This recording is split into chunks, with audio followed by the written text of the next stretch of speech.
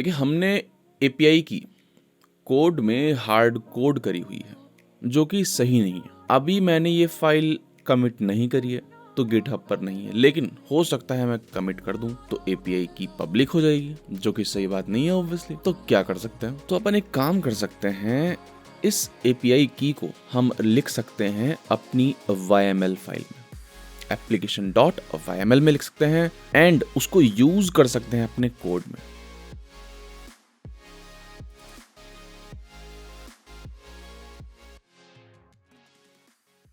Resources के अंदर जाते हैं एंड जाते हैं application.yml के अंदर। यहाँ पर देखिए जितनी भी हमने प्रॉपर्टीज लिखी हुई हैं अभी तक वो हमने यूज नहीं करी हैं, वो स्प्रिंग बूट यूज कर रहा है। spring.data.mongodb, URI, database, auto index creation, सब चीजें स्प्रिंग बूट यूज कर रहा है, हम यूज नहीं कर रहे हैं। लेकिन हम यहाँ पर कुछ भी लिख सकते हैं, ठीक है, अपना नाम लिख सकते हैं, अपनी ईमेल लिख सकते हैं, कुछ भी लिख दीजिए, ठीक है, एंड कोड में उसका यूज कर लीजिए, ठीक है।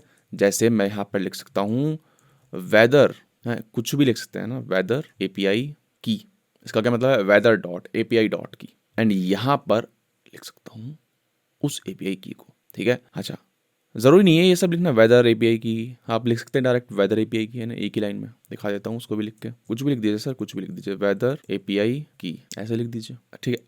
इसको अब यहाँ से हटा सकते हैं, ठीक है, एंड हम यूज कर सकते हैं वैल्यू एनोटेशन, समझ रहे हैं, वैल्यू एनोटेशन। इसका एक सिंटेक्स है, यहाँ पर डबल कोट्स में हम देते हैं क्या, अपनी प्रॉपर्टी का नाम, है ना, कर्ली ब्रैकेट्स में। हमारी प्रॉपर्टी का नाम क्या था, हमारी प्रॉपर्टी का नाम था वेदर डॉट एपीआई डॉट की, ठीक है, तो वेदर डॉट एपीआई डॉट की, ठीक है, डॉट की, है ना, इसको यहाँ से उठा रहे हैं, ठीक है।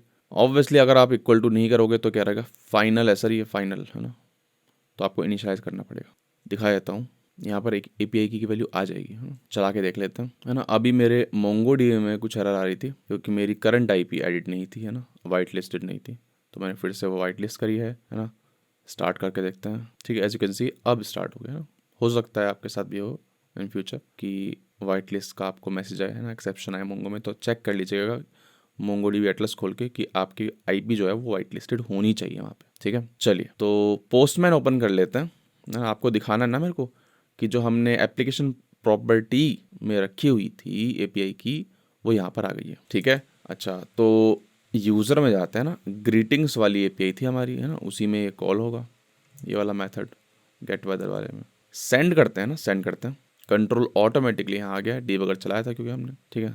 जूम इन कर लेते हैं, ठीक है, नेक्स्ट करते हैं। अच्छा, यहाँ पर भी डीबगर लगाया हुआ है, तो नेक्स्ट डीबगर के लिए हम चला देते हैं यहाँ से, देखो यहाँ पे आ गया, देखो एपीआई की नल पास हो रही है। नल क्यों पास हुई है, वेदर डॉट एपीआई डॉट की, यानी कि इसको नहीं मिली है। ऐसा क्यों, बताइए, सोचिए, सोचना क्या है इसमें, इसमें सिंटेक्स जो है ना वो गड़बड़ है, ठीक है, डॉलर लगाना होता है, ठीक है। फिर से चलाते हैं इसको एंड चेक करते हैं, ठीक है, एप्लीकेशन स्टार्ट हो गई है, फिर से चलाते हैं पोस्टमैन से ना। सर अभी भी नल आ रहा है, क्यों आ रहा है अभी भी नल, अब तो हमने सही सिंटेक्स भी डाल दिया है, वेदर डॉट एपीआई डॉट की, है ना। हो सकता है आपको पता चल गया हो कि अब क्या दिक्कत है, अब तो सिंटेक्स भी ठीक है ना, और वेदर डॉट एपीआई डॉट की ही है यहाँ पे भी। अगर हम देखते हैं YML में वेदर डॉट एपीआई डॉट की, ठीक है, तो देखिए इसलिए हो रहा है, ये क्या है, एक बीन बनाई है ना, ये क्या है, वेदर सर्विस की एक बीन बनेगी। हो सकता है कि अभी तो एक ही है ना, सिंगलटन बीन है, सिंगलटन यानी कि एक ही इंस्टेंस होगा इस वेदर सर्विस का, पढ़ेंगे बाद में,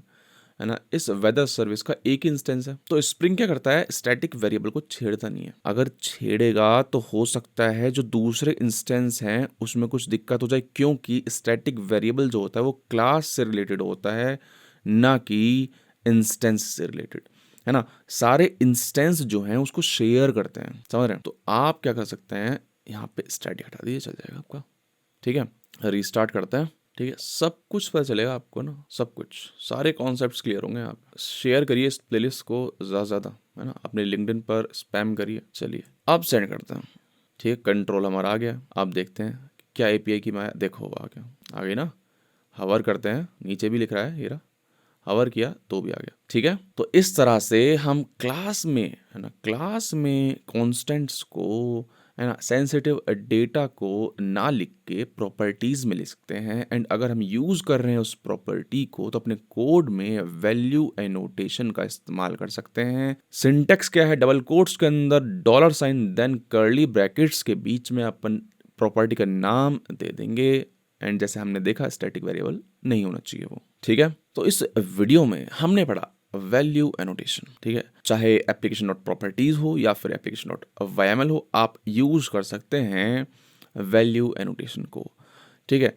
एंड एक और चीज़ दिखा देता हूँ आपको। मैंने आपसे कहा था कुछ भी नाम रख सकते हैं ना, आप कुछ भी नाम रख सकते हैं। तो हमने एक रैंडम है ना, ऐसी कुछ भी वेदर एपीआई के ना कुछ भी लिख सकते हैं ऐसे। इसको उठा लेते हैं एंड आपको इससे भी दिखा देता हूँ, इससे भी चल जाएगा, ठीक है। स्टार्ट करते हैं एक और बार। तो ध्यान रखिएगा ना, आगे से कभी भी चीजें कोड में ना लिखें। अब आप कहेंगे ना शायद कि यार आपने एपीआई भी तो लिख रखी है, ये सही कह रहे हो, एपीआई लिख रखी है, हार्ड कोड कर रखी है यहाँ पर भी। इसको भी हम डेटाबेस में डालेंगे नेक्स्ट वीडियो में। अभी डेटाबेस का हम इस्तेमाल कैसे कर रहे हैं, यूजर के डेटा के लिए, लेकिन अभी इसको भी हम कॉन्फ़िगरेशंस भी डालेंगे। एक तरह से क्या है, कॉन्फ़िगरेशन का पार्ट है ना, इसको डेटाबेस में डालेंगे नेक्स्ट वीडियो में, ठीक है ना, परेशान नहीं होता। पोस्टमैन में जाते हैं, सेंड करते हैं, ठीक है। वापस से आ जाइए, कंट्रोल आ जाएगा आपका, कंट्रोल आ चुका है। एपीआई की पे देखो ऑलरेडी आगे लिखा हुआ एपीआई की, सिंपल सी बात है, ऑब्वियस है। तो कुछ भी नाम रख सकते हैं, अपना नाम लिख दीजिए, ठीक है। यहाँ पर भी आ गया, ठीक है, सिंपल सी बात है, अपना नाम लिख सकते हैं यहाँ पे, कुछ भी लिख दीजिए, कोई फर्क नहीं पड़ता है, ठीक है। इस वीडियो में इतना ही, सभा समाप्त होती है। नेक्स्ट वीडियो में मिलते हैं। लाइक करिए, कमेंट करिए, सब्सक्राइब करिए।